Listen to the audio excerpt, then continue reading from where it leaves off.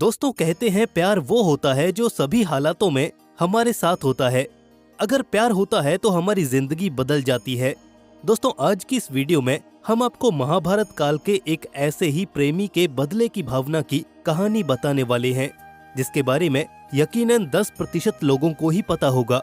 दोस्तों आज हम आपको जिस प्रेमी के बारे में बताने वाले हैं वो कोई और नहीं बल्कि भीमसेन की पत्नी हिडिंबा का प्रेमी था। जी हाँ दोस्तों, बिल्कुल सही सुना आपने। हिडिंबा के इस प्रेमी का नाम अलायुध था, जो कि भीमसेन से बदला लेने के लिए महाभारत के युद्ध में कुरुक्षेत्र के मैदान में आ पहुंचा था। अलायुध ने भीमसेन से बदला लेने के लिए कौरव पक्ष का साथ दिया था। जब अलायुध युद्ध के मैदान में पहुंचा था तब उसने खलबली मचा दी थी, क्योंकि अलायुध घटोत्कच के समान ही एक मायावी राक्षस था। ये राक्षस घटोत्कच जितना ही शक्तिशाली था। अलायुध को देखकर भगवान श्री कृष्ण भी चौंकन्ने हो गए थे। भगवान श्री कृष्ण को भी समझ में नहीं आ रहा था कि इस राक्षस से निजात किस प्रकार पाई जाए। तभी युद्ध के मैदान में वो हुआ जिसे देखकर कौरव और पांडव दोनों हैरान रह गए। नमस्कार साथियों, आप देख रहे हैं ज्ञान लोक यूट्यूब चैनल और इस ज्ञान से भरे रहस्यमय भंडार में आप सभी लोगों का स्वागत है। वीडियो में आगे बढ़ने से पहले कमेंट सेक्शन में एक बार जय श्री कृष्ण जरूर लिख दीजिएगा।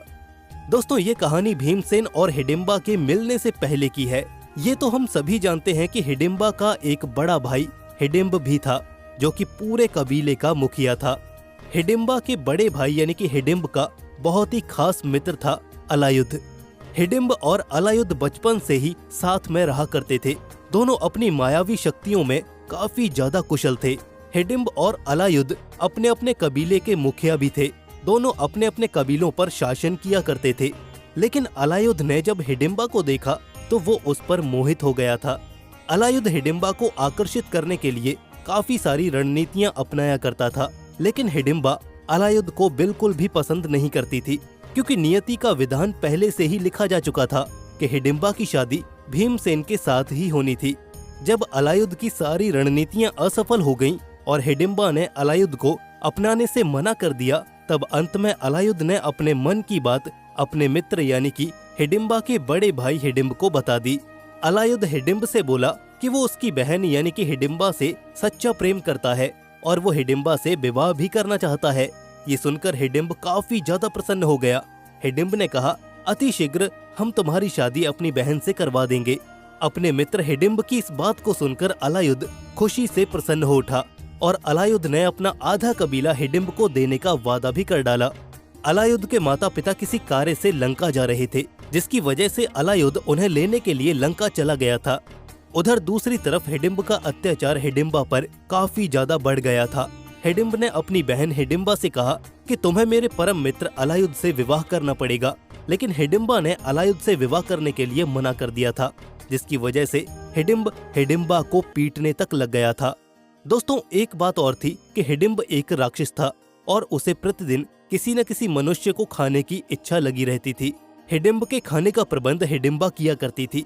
एक दिन हिडिंब को समय पर कोई व्यक्ति नहीं मिला भोजन के लिए, तो उसने हिडिंबा को धमकी दे दी कि तुम्हारे पास बस एक प्रहर का समय बचा है, कहीं से भी मेरे लिए किसी भी मनुष्य का प्रबंध करो, नहीं तो मैं तुम्हारी बलि दे दूंगा।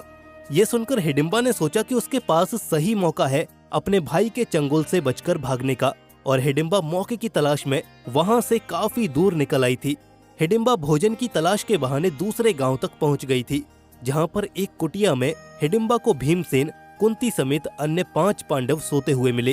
काफी देर होने के बाद भी जब हिडिंबा अपने कबीले पर वापस नहीं लौटी, तब क्रोध में आकर उसका भाई हिडिंब अपनी बहन की तलाश में दूसरे कबीले की तरफ निकल पड़ा था।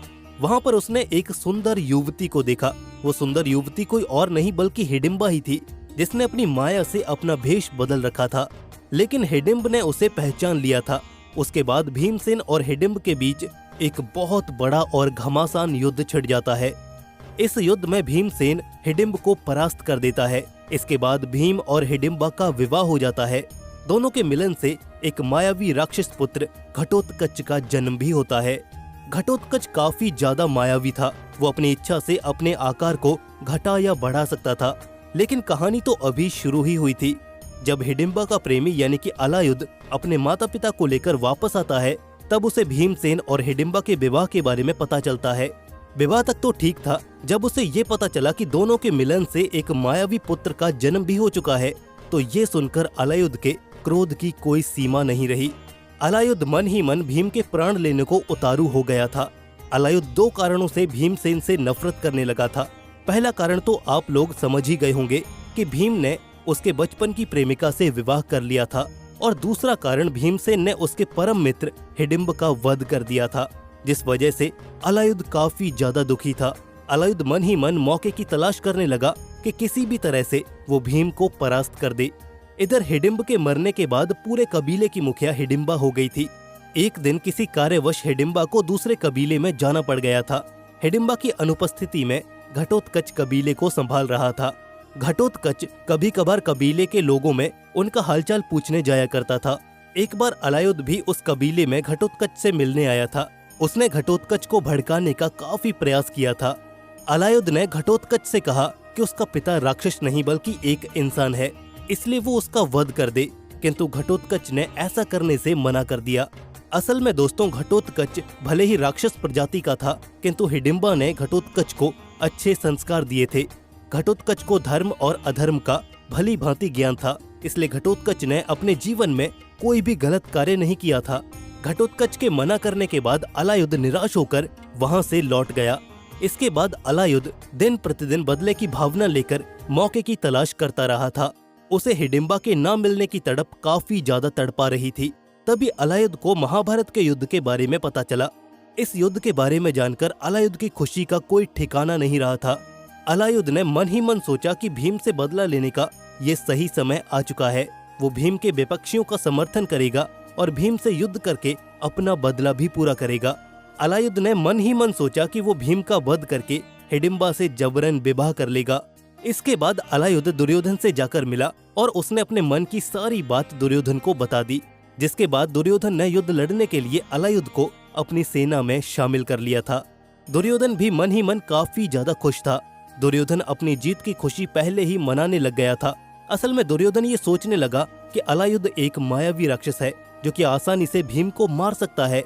अगर कल के युद्ध में भीम की मृत्यु हो जाती है तो पांडवों का जीतना असंभव हो जाएगा। दोस्तों, फिर आता है युद्ध का 14वां दिन, जिसका इंतजार अलायुध बेसब्री से कर रहा था। युद्ध का शंख बजते ही अलायुध पांडव पक्षी सेना की तरफ टूट पड़ा। अलायुध को देखकर पांडव समेत भगवान श्री कृष्ण भी हैरान रह गए थे कि ये कौन सा मायावी राक्षस युद्ध के मैदान में आ गया, जो कि युद्ध के मैदान में खलबली मचा रहा था। उस मायावी राक्षस को देखकर भीम उतावला हो उठा। भीम अकेले ही उतावला होकर उस राक्षस से लड़ने के लिए दौड़ पड़ा था। भीम को अपनी तरफ आता देख अलायुध और ज्यादा क्रोधित हो उठा। अलायुध को आज अपना बदला पूरा होता हुआ दिखाई दे रहा था। दोनों के बीच काफी देर तक घमासान युद्ध चला था, किंतु अलायुध भीम को जितना कमजोर समझ रहा था इतना कमजोर भीमसेन नहीं थे। भीमसेन में भी 10,000 हाथियों का बल था। इतनी आसानी से भीमसेन कहां हारने वाले थे। अंत में जब भीमसेन युद्ध करते करते थकने लग गए, तभी भगवान श्री कृष्ण को भय की अनुभूति होने लगी थी, जिसकी वजह से भगवान श्री कृष्ण ने अपनी शक्तियों से घटोत्कच को युद्ध के मैदान में बुला लिया था। घटोत्कच जैसे ही युद्ध के मैदान में आया, सबसे पहले उसने अपने पिता की अलायुध से रक्षा की थी, जिसके बाद घटोत्कच ने अलायुध को समझाने का काफी प्रयास किया था। जैसा कि हमने आपको पहले भी बताया कि घटोत्कच भले ही राक्षस प्रजाति का था, किंतु उसकी परवरिश हिडिंबा ने अच्छी तरह से करी थी। घटोत्कच को धर्म और अधर्म का भली भांति से ज्ञान था। घटोत्कच अलायुध को अपना समझता था, क्योंकि अलायुध उसके मामा हिडिंब का परम मित्र था। उसने अलायुध से कहा कि ये युद्ध करना आपके लिए उचित नहीं है। इस युद्ध से आपका कोई लेना देना नहीं है। कृपया करके अपने क्रोध को शांत कीजिए और मैदान से हट जाइए। लेकिन अलायुध घटोत्कच की बात को सुनने के लिए तैयार ही नहीं था, और तो और वो घटोत्कच को भी मारने के लिए उतारू हो गया था, क्योंकि घटोत्कच भीमसेन का ही पुत्र था। अलायुध ने एक पल के लिए इतना भी नहीं सोचा कि वो अपनी जिस प्रेमिका को पाने के लिए भीम को मारना चाहता है, उसी प्रेमिका का वो पुत्र है घटोत्कच। अगर घटोत्कच उस दिन अलायुध के हाथों मारा जाता तो क्या हिडिंबा अलायुध को कभी स्वीकार कर पाती? अलायुध ने इतना भी नहीं सोचा था। अंत में जब अलायुध नहीं मान रहा था तो घटोत्कच ने उसका वध कर दिया, जिसकी वजह से उसकी बदले की भावना दबी की दबी रह गई। इस तरह अलायुध के प्रेम की कहानी का समापन हो गया। साथियों, कैसी लगी आपको ये कहानी? हमें पता है कि सुनने में आपको ये थोड़ा सा अजीब लग सकती है। जब हम इसकी सारी जानकारियां एकत्रित कर रहे थे तो हमें भी ये कहानी सुनने में काफी ज्यादा अजीब लगी थी, किंतु ये एक सच्चाई है। इस वीडियो में बताई गई सभी जानकारियां इंटरनेट पर उपलब्ध हैं। आप इंटरनेट के माध्यम से इन सभी जानकारियों को प्राप्त कर सकते हैं कि अलायुद्ध कौन था और महाभारत के युद्ध में उसकी क्या भूमिका रही थी। दोस्तों, मुझे उम्मीद है कि ये वीडियो आपको जरूर पसंद आई होगी। अगर कहानी आपको अच्छी लगी है तो आप हमारी मेहनत को एक लाइक अवश्य कीजिएगा। इसके साथ ही हमारे और आपके YouTube चैनल ज्ञानलोक को अवश्य से सब्सक्राइब कर लीजिए। फिर मिलेंगे आपसे एक और रहस्यमयी और ज्ञान से भरी वीडियो के साथ। तब तक के लिए जय श्री कृष्ण। भगवान श्री कृष्ण की कृपा आप और आपके परिवार पर सदैव बनी रहे।